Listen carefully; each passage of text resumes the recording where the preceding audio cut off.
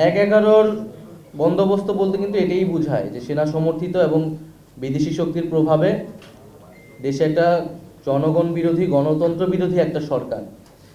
আমরা ৩ই আগস্ট থেকে এবং ৫ই আগস্ট বা সেই সময়টাও কিন্তু বারবার এই কথাটা, ৫ই আগস্ট যদি আমাদের সংবাদ সম্মেলন দেখেন বৈষম্য বিরোধী ছাত্র আন্দোলনের, আমরা কিন্তু বারবার এটা স্পষ্ট করেছি যে গণ অভ্যুত্থানের সমর্থনে জনগণের পক্ষের সরকার হতে হবে, যারা গণতন্ত্র এবং সংস্কার নিশ্চিত করবে।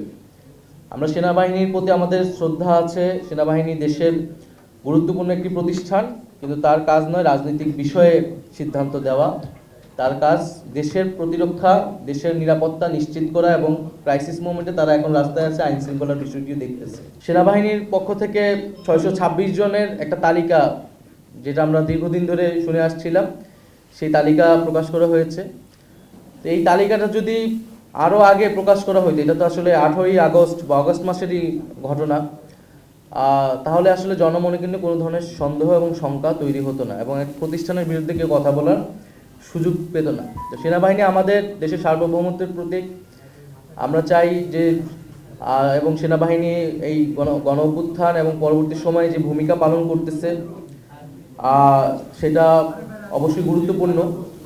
কিন্তু একই সাথে আমাদের রাজনৈতিক ইতিহাসে আমরা বিভিন্ন সময় দেখেছি সেনাবাহিনীর সাথে রাজনীতির একটা সম্পর্ক কখনো কখনো তৈরি হয়।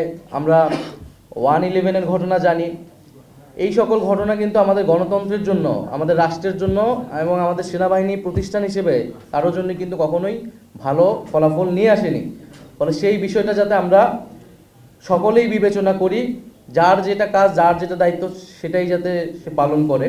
গুমের অভিযোগ যাদের বিরুদ্ধে রয়েছে, যে সকল সেনা অফিসারের বিরুদ্ধে রয়েছে, তাদের মধ্যে অনেকেই গ্রেফতার হয়নি, বা তাদের অবস্থা এখন কি সে বিষয়ে আমরা কিন্তু জানি না। ফলে এই সব বিষয়গুলো সুস্পষ্ট করলে সেনাবাহিনীর প্রতিষ্ঠান হিসেবে আরও বেশি জনগণের আস্থার জায়গাটা পাবে, এবং আমরা সেই আস্থার জায়গাটাকে সেনাবাহিনীকে দেখতে চাই।